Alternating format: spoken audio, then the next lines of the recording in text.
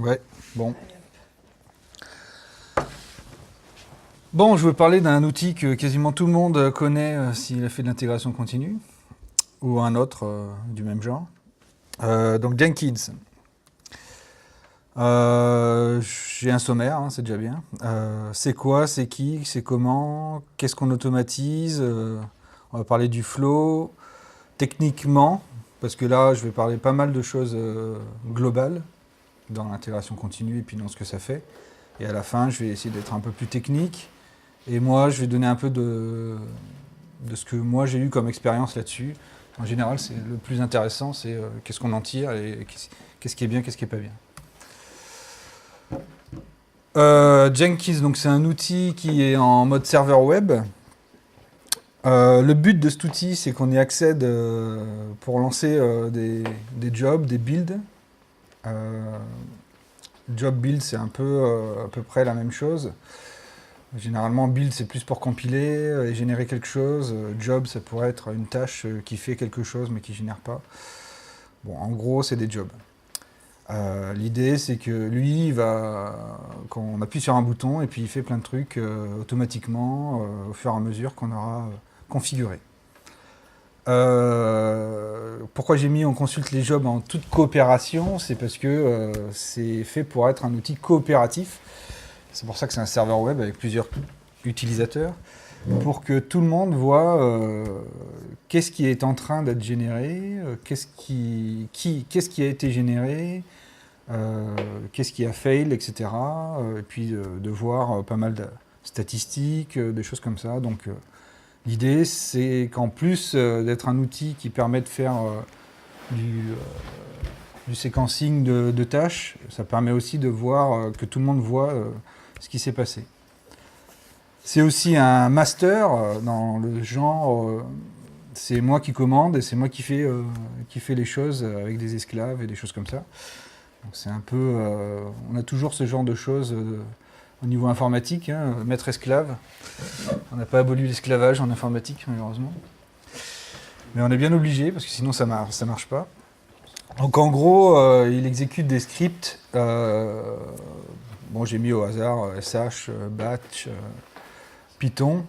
Soit en local. En local, ça veut dire directement sur le serveur. Donc Jenkins, qui est serveur, peut localement exécuter des tâches pour éventuellement que ça aille plus vite. Ou, en général, on ne recommande pas ce genre de choses, de pratiques. On recommande plutôt de le faire à distance. C'est-à-dire, c'est lui qui va dire sur tel PC, je vais exécuter telle tâche. Donc ça peut être un PC physique, ça peut être une VM, ça peut être un container ou une carte embarquée. À partir du moment où on y arrive à accéder à distance. Et c'est ça, la plus grosse technique, c'est d'y arriver à accéder à distance parce qu'il y a un petit... On va en parler après. Donc, il peut aussi lancer des tâches sur d'autres Jenkins, mais ça aussi, c'est pas trop recommandé et c'est pas le but aussi du projet Jenkins. Il vaut mieux avoir un Jenkins par cœur de métier et ne pas avoir un Jenkins qui commande un autre Jenkins qui commande un autre Jenkins parce que sinon on s'en sort plus. Donc en général, bon, il donne les limites du nombre de jobs, du nombre de nœuds qu'on peut avoir. Il faut essayer de découper en fonction de ces limites-là. Et aussi, au niveau de la performance, il faut faire attention parce que qui dit exécuter des choses dit besoin de performance et donc besoin de cœur, etc. C'est qui Jenkins, c'est pas un gallois, hein, c'est un non-gallois, mais c'est pas un gallois. C'est un américain qui vient d'un fork d'Hudson, qui était le projet initial. Voilà. Donc son fondateur qui a fait le fork, lui, il a commencé à créer son entreprise qui s'appelle CloudBees maintenant. Eux, ils surfent sur la vague Jenkins, du coup, ils sont consultants en Jenkins, ils font plein de choses. Ils font évoluer le projet, ils s'occupent du projet. Et aujourd'hui, c'est vrai que c'est un des projets les plus expérimentés, qui est toujours actif.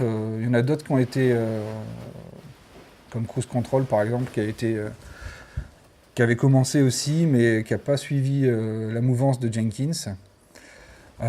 Donc du coup, aujourd'hui, même s'il est assez vieux, il reste quand même toujours attractif et toujours utilisé par un bon nombre de développeurs. Alors c'est comment voilà, moi je vous ai donné un peu l'interface, un peu pourrie, mais c'est comme ça. Donc qu'est-ce qu'on voit? On voit en haut à droite qu'on peut se connecter, on a un utilisateur. En plein milieu, c'est la liste des jobs qu'on peut faire. Avec des vues, on peut aussi, selon les plugins, arranger ça autrement, mais là c'est brut de fonderie. À gauche, en haut, à gauche, on a la liste des actions possibles. On peut rajouter un item, donc ajouter un job en fait. On peut, moi je suis un profil administrateur, donc je peux voir les utilisateurs. On peut éditer la vue qu'on voit actuellement, principalement pour filtrer les jobs. Et après, on peut administrer. Et en dessous, donc on a la file d'attente des constructions. Donc on lance un job. Il va aller sur le maître. Donc on a un petit PC avec écrit maître. On ne voit pas très bien, mais avec 1, 2, 3, 4, 5 au repos. C'est en fait des jetons pour le PC en local qui peut lancer un certain nombre d'actions, de tâches. Donc si 5 utilisateurs envoient en même temps 5 tâches, il va les prendre. S'il y a un 6e qui arrive, alors que les tâches sont en cours, il va rentrer dans la file d'attente des constructions qui est au-dessus. Et en dessous, on a les nœuds Jenkins, donc c'est tous les esclaves. Donc ça, nous, principalement, on travaille en VM. Donc, c'est toutes les VM qu'on peut utiliser. Je parlerai après du process, comment on fait. Ça, c'est une autre vue. Quand on clique sur un job, on arrive là-dessus. Là, nous, on est en SVN, donc on voit en fait si on va builder le tronc ou si on va builder un tag. Et puis on lance, et puis à la fin, on a notre génération. À gauche, on a d'autres petites options. On peut configurer le job, puis selon les plugins, on peut avoir d'autres options comme CPP Check, qui est une analyse statique de C++. Qu'est-ce qu'on a encore? Répertoire de travail, c'est pour voir ce qui a été généré par le job en local sur le serveur. Modification, c'est ce qui a été modifié la dernière fois sur le job, l'état du job. On peut relancer le last et en dessous l'historique des builds. On peut même se connecter au flux RSS en natif, ce que on fait rarement. Non, moi personnellement. Une autre vue qui est un peu plus générique d'un job, c'est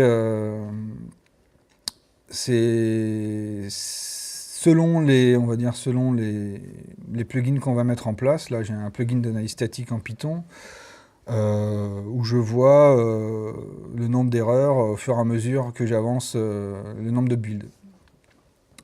Et à gauche, c'est toujours les mêmes options, configurer, relancer, etc. Donc là, c'était juste pour montrer qu'on peut même mettre Jenkins en vert, vous voyez. Je suis passé de bleu à vert. Parce que nous, on en a deux, un de test et un de compilation. Et ça permet aussi de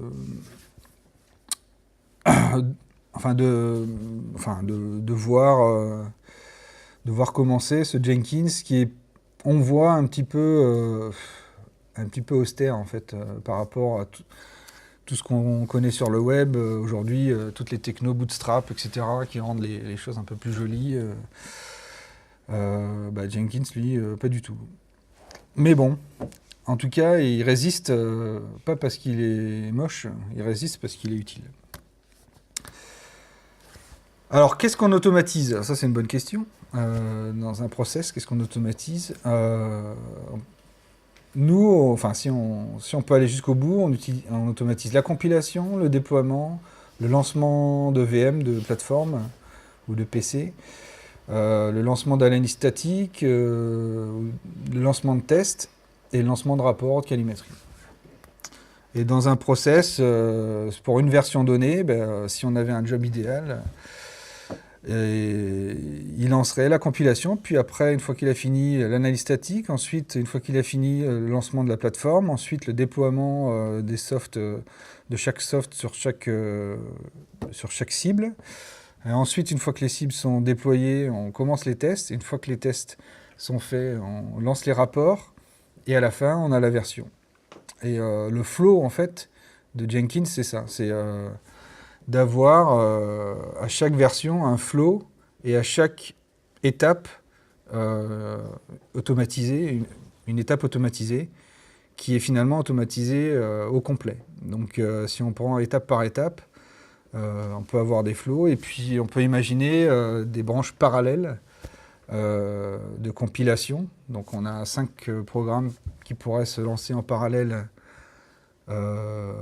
Puis ensuite on ferait 3 analyses statiques et puis ensuite on ferait 2 lancements de plateforme, etc. On pourra avoir... Donc c'est un peu la nouvelle tendance de Jenkins. D'ailleurs, le nouveau Jenkins Blue Ocean est basé là-dessus avec une interface plus jolie, du coup, plus avec l'aspect flow, qui est plus facile à comprendre. Et en termes d'agilité, en fait, sur une roadmap de version, par exemple, on peut imaginer tout de suite à quoi ça sert d'avoir de l'automatisation. Si on commence à faire nos jalons pour dire on va livrer la version 1.2, 1.3, 1.10, 2 et 2.1, on a à peu près à chaque fois une version et donc à chaque fois un flow à mettre en place. Et puis on peut toutes ces versions, on peut soit les utiliser en mode cycle en V ou en mode agilité, c'est-à-dire qu'on les refait à chaque fois, et puis il faut prendre toujours en compte le temps de mise en place de partir des sources jusqu'au rapport de test. Ça peut, selon les projets et selon les technos et selon ce qu'on fait, passer beaucoup de temps. Et à la fin, on est plus efficace parce que c'est plus fiable d'automatiser. Et puis au moins, on passe, c'est du temps masqué, si vous voulez, et au moins on peut peut-être passer à la prochaine version une fois qu'on a commencé à mettre ça en place. Techniquement, c'est basé sur Java. Ça, je pense que tout le monde doit connaître. Du coup, c'est multiplateforme. Si on dit Windows, Linux, il suffit d'avoir Java sur sa machine. Et puis, moi j'ai mis que ça dépend de ce qu'on veut faire exécuter au serveur. C'est vrai que selon ce qu'on veut faire, on ne peut pas forcément demander à Jenkins de faire certaines tâches s'il est sous Windows ou sous Linux. Donc il faut choisir en fonction de ce qu'on va vouloir faire en local à Jenkins pour savoir quelle plateforme est adaptée. Est-ce que c'est Windows ou c'est Linux? J'ai mis aussi attention aux dépendances entre les Java. Donc ça c'est super important parce que nous, par exemple, on a des VM qui tournent encore dans Windows 2000, professionnel, et Java s'est arrêté à la version 6. Et donc, du coup, Java étant arrêté à la version 6, on ne peut pas faire tourner Jenkins avec une version supérieure, enfin une version 8, on va dire. Et du coup, on est bloqué à une certaine version. Donc là, aujourd'hui, sur un de mes Jenkins, je suis bloqué à une version de Java. Et donc, je suis bloqué à une version de Jenkins, parce que je ne peux pas aller plus haut, parce que j'ai des VM qui sont toujours en Windows 2000, et si je les garde, je ne peux pas aller plus loin. Donc là, il faut faire attention à ça. Ça peut être problématique, ça c'est une grosse problématique en fait avec Jenkins, c'est de faire attention à, quand on lance des VM, vérifier quelle version de Java est installée, et bien faire ensemble que ça soit cohérent entre chaque Jenkins.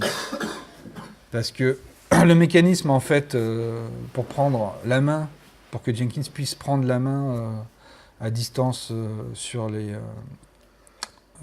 ses esclaves, c'est basé sur Java. Et les esclaves lancent en fait un script Java pour qu'ils puissent se connecter. Ça s'appelle JNLP, je crois. C'est une sorte de protocole SSH mais en Java. Enfin, protocole de connexion. Et puis ensuite, il peut faire ce qu'il veut sur la machine. Et donc ça marche aussi bien en Linux qu'en Windows. Mais il y a aussi le SSH possible avec Jenkins, sauf que pour faire du SSH avec Jenkins, le plugin nécessite d'avoir Java installé aussi. Donc on est obligé d'avoir Java sur les machines sur lesquelles on veut exécuter des choses. Ça, c'est un point, on va dire, un peu contraignant. Ça marche avec un point war, donc ça, c'est vrai que c'est plutôt pratique. Parce que pour les mises à jour de Jenkins, ça se fait relativement bien, relativement facilement. Un war, c'est en gros un zip d'une application web Java. Donc après, on choisit si on veut Tomcat ou Jetty en fonction de ses préférences.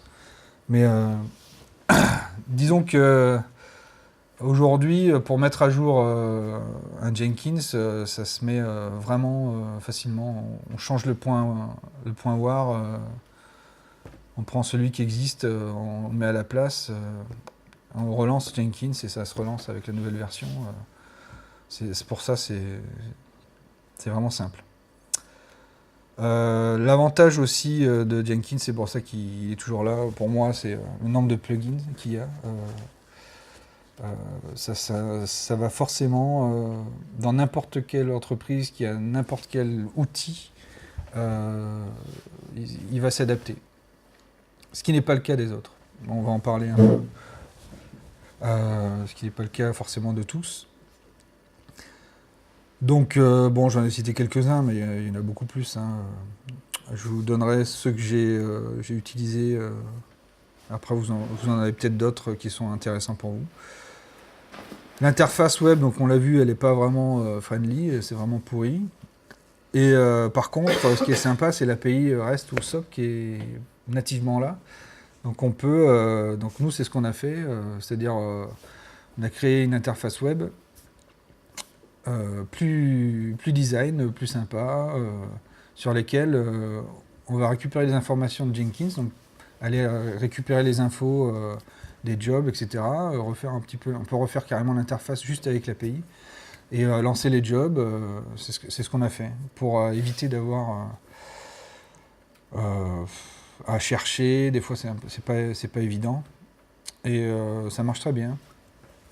Et c'est plutôt un succès. Et la logique qui est un peu floue de Jenkins, c'est vrai que c'est un peu compliqué quand on essaie de configurer un job, c'est un peu compliqué la logique. Bon, faut ajouter des commandes, on a une liste. Quand on rajoute un plugin, on ne sait pas où c'est que ça se met dans la configuration du job.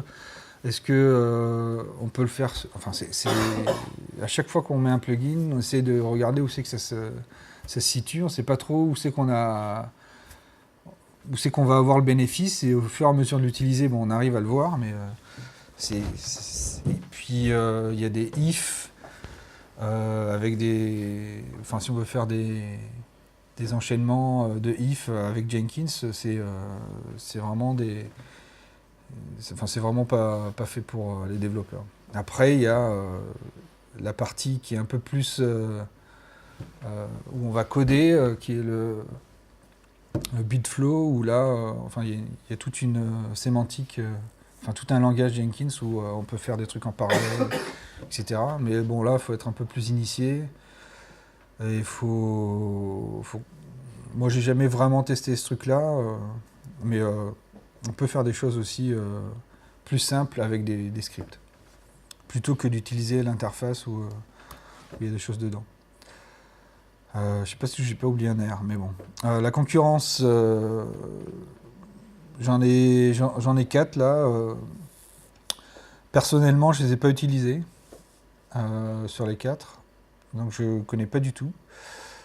Je sais que Bamboo est plus axé web, c'est un truc de Atlassian qui a une suite logicielle assez connue, notamment Jira, qui est qui est un outil pour répertorier les bugs, etc. Ça a l'air de bien marcher. Je connais pas trop. TeamCity est plus axé .NET. Pour .NET, je pense que ça doit être pas mal. GitLab, tout ce qui est environnement Git, ça par contre, ça marche bien. Il y a GitLab, il y a Git. Donc là, c'est pas GitLab, c'est GitLab CI, je crois. Continuous Integration. Ouais, c'est intégré dedans. Maintenant, Ouais. GitLab vient avec la CI. D'accord. Et c'est tout basé sur des builds dans Docker. D'accord. Et Circle CI aussi, qui est un truc qui est apparu il n'y a pas très longtemps. Puis il y en a d'autres, il y a Travis aussi, je crois, CI. Il y en a d'autres. Personnellement, je ne les ai pas utilisés. En fait, quand je suis arrivé, il y avait déjà Jenkins qui était là. Et, il marche très bien et pas besoin de changer. Moi, pour mon environnement, en gros, j'utilise KVM, Subversion, TestLink, Redmine aussi, mais dans Jenkins, c'est pas vraiment utilisé. En gros, qu'est-ce que ça fait? On définit des tests, des cas de tests, on va sûrement en parler dans le BDD. Ces cas de tests sont renseignés par Jenkins. Jenkins va faire son automatisation. Il va par exemple utiliser KVM pour lancer une VM, pour lancer une VM. Ensuite, il va accéder à la VM, faire ce qu'il a à faire, par exemple une compilation. Une fois qu'il a compilé, il va avoir des données de sortie. Notamment, ça peut être les rapports ou ça peut être la génération des sources, donc l'exé ou autre chose. Et il a des données d'entrée. Nous, on utilise Subversion aussi bien pour tout ce qui est checkout, hein, forcément des archives, mais pour aussi tout ce qui est données de test. On a un projet qu'on tag pour une version, et puis il y a les données de test dedans qui permettent de lancer les tests. Donc les données de test, ça peut être soit les données réelles, des fichiers, je sais pas moi, des fichiers texte ou autre chose, et c'est aussi le code des tests automatiques. Nous, on fait du Python, donc tout ça, c'est en tant que données d'entrée pour automatiser. Et voilà en gros le cycle. Et Jenkins est au cœur en fait du système parce que c'est lui qui automatise tout et qui va s'interfacer avec tout le monde pour à la fois donner les résultats de test. Il va peut-être générer dans des dossiers extérieurs. Il va utiliser KVM ou ça peut être un autre outil comme VMware ou autre chose, etc. Et il va aussi chercher les sources. Il est au centre de tout, donc c'est pour ça qu'il a autant de plugins, c'est parce qu'il est au centre de l'automatisation.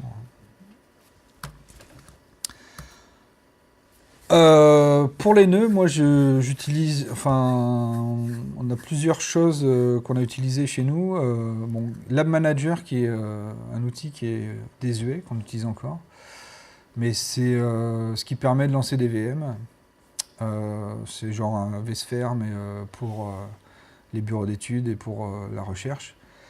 Donc la manager Java, c'est en gros, on utilise Jenkins qui va lancer une VM via l'exe labmanager.exe et qui va se connecter en Java. Donc dans les VM, il faut quand on lance la VM, il lance son Java. Et du coup, après, il peut se connecter. Ensuite, on est passé à KVM Java. Donc, au lieu de lancer labmanager.exe, on va utiliser libvirt sur un PC Linux. Et c'est à peu près la même chose, hein, sauf qu'on utilise un PC Linux pour Jenkins pour lancer pour lancer les VM. Et après, j'ai fait une méthode en XML RPC pour virer le Java en fait sur certaines machines. Comme dans la plupart de nos machines, on utilise Python. On a toujours Python installé. Du coup, j'ai réussi en fait à faire à peu près la même chose. Donc, je lance un script Python qui permet à un PC distant de se connecter et d'exécuter des commandes à distance. Donc, en gros, je lui envoie des commandes de shell et puis il peut exécuter à distance. Donc, l'avantage en fait d'enlever Java, vous imaginez l'avantage, c'est l'avantage d'enlever les dépendances avec Java. Donc, l'idée de ça, c'était pour virer en fait la dépendance Java pour Windows 2000 et pouvoir continuer d'avancer Jenkins en version, justement en se passant de Java. Voilà. Et donc on peut imaginer du coup d'autres techniques identiques, ça peut être XML RPC, JSON, enfin REST ou autre chose, qui permettraient de faire la même chose. Quelques plugins que j'ai utilisés. Subversion, c'est pour faire un checkout. Par contre, aujourd'hui, on ne l'utilise plus parce qu'il y a eu pas mal de bugs en fonction des versions du plugin et des versions de Subversion. Et aujourd'hui, on est repassé à Python. On utilise PSVN. Et donc, du coup, on utilise le plugin Subversion juste pour l'interface. Comme on a vu tout à l'heure, où on voit le trunk, donc il va juste chercher les trunks, les tags, donc on choisit ce qu'on veut, et puis on lance le build. On l'utilise juste pour ça, et pour le checkout, on utilise PSVN pour pouvoir faire le checkout, et puis lancer notre... comme dans nos VM de dev, nos VM de génération, on a déjà toujours Python dessus, on utilise ça. Sync Backup, donc ça c'est obligatoire, c'est pour faire des backups de jobs pour Jenkins, parce que Jenkins emmagasine pas mal de jobs et si on veut, si un jour il crash ou quoi que ce soit, si on n'a pas de backup, on est un peu en galère. Et par contre ça marche bien aussi, c'est-à-dire qu'une fois que la backup a été faite, on peut la récupérer, on récupère tout, ça marche plutôt bien. Node et label parameter, ça c'est pour accéder au nœud Jenkins. Donc ça c'est quasiment, si vous utilisez des VM, c'est quasiment obligatoire. Active Directory, ça c'est si dans votre entreprise vous avez un LDAP ou un Active Directory. Nous c'est Active Directory qu'on a, donc on l'utilise et ça permet de s'authentifier via le serveur Active Directory. Et éviter de gérer, en plus, quand on a beaucoup d'outils, ça évite de gérer 36 000 logins, mots de passe. Le Build Flow plugin, donc ça, c'est aussi, je pense, c'est indispensable, parce que c'est ce qui permet, en fait, d'enchaîner plusieurs jobs facilement. Par exemple, une ligne, c'est lancer un job avec des paramètres. Et donc on peut imaginer, on a 50 composants qu'on veut lancer les uns après les autres, c'est 50 lignes, plutôt que de cliquer 50 fois sur les composants qu'on veut générer. Et ce truc-là, on l'utilise en fait parce que nous, on a le cas, on a plusieurs composants pour générer une version système. Et donc on utilise BuildFlow pour aller générer en fait via notre interface web, ça génère automatiquement les bonnes versions de composants, enfin ça génère automatiquement le job avec les bonnes versions renseignées et une ligne pour le BuildFlow, et puis derrière il n'y a plus qu'à lancer et puis ça lance la version système d'un coup. On l'a aussi utilisé pour lancer des installs auto ou des choses comme ça. Timestamper, ça c'est pas mal aussi parce dans Jenkins, ce qu'il faut savoir, c'est qu'il faut souvent faire attention à optimiser les temps de génération, d'automatisation, parce que on peut se rendre compte en fait qu'on perd du temps inutilement. pour des problèmes de réseau, pour des problèmes d'accès à certaines ressources. Et du coup, il faut toujours constamment vérifier que le temps d'une compilation, c'est bien le même temps que si moi je compile en local sur ma machine. Donc enfin compilation ou autre chose. Hein. Donc il faut bien faire attention à ça, parce que quand on enchaîne les jobs, quand on enchaîne les générations, ça peut vite devenir important. Et donc il faut toujours optimiser le temps de chaque build pour consommer le moins de temps possible, surtout si, vous avez vu, il y avait un pool de 5 jetons. Si on en envoie 10 et puis il y en a un qui prend beaucoup plus de temps que les autres parce qu'on a fait une bêtise, bah, tout de suite ça peut être impactant. Le conditional build step, ça c'est pour justement pour faire un if, then else en fonction des jobs, en fonction des choses qu'on veut faire. Ça c'est intéressant, c'est pareil aussi, ça sert pas mal.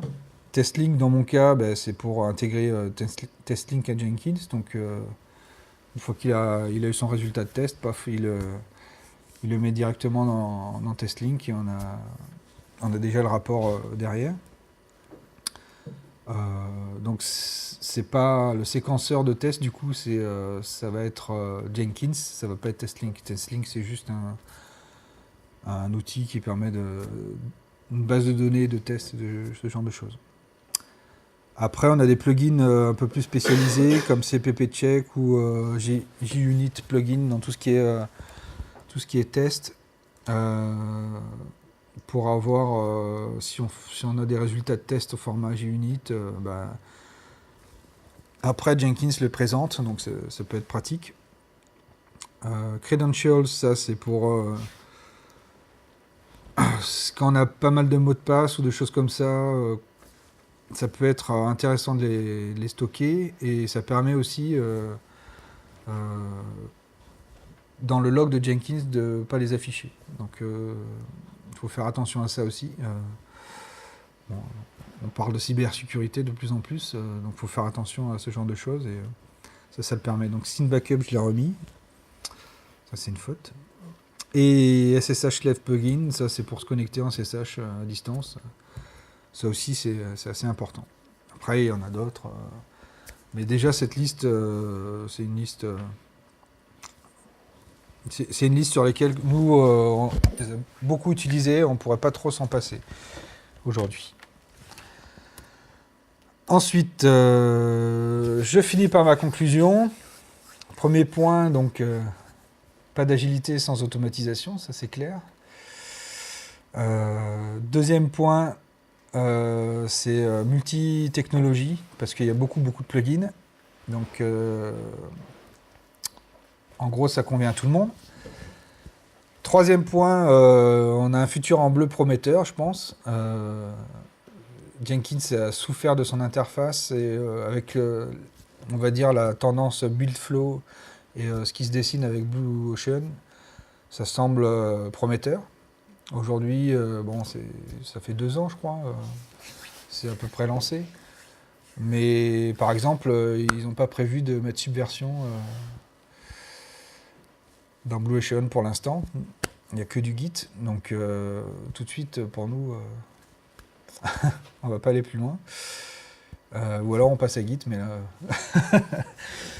passer à Git pour 100 personnes, c'est compliqué. Ensuite, licence MIT, donc c'est pour faire un petit point à Mathieu la dernière fois. C'est une bonne licence, dans le sens où on peut la réutiliser, on pourrait même revendre ou refaire un nouveau projet à partir de ça. C'est la plus grande communauté d'outils d'automatisation, je pense. On trouve vraiment beaucoup de choses rapidement là-dessus. Aujourd'hui, je dirais qu'on n'est pas fiable aussi dans l'agilité sans ça, parce qu'on a besoin de réitérer toujours les mêmes choses de la même façon, et c'est très important. Et ce que je disais tout à l'heure, c'est qu'il faut aussi faire attention c'est bien d'automatiser, mais de ne pas automatiser en se disant c'est bon, ça prend 4 heures, c'est pas grave, je le fais. Mais au bout d'un moment, on consomme de la CPU, du temps, on attend d'avoir une réponse.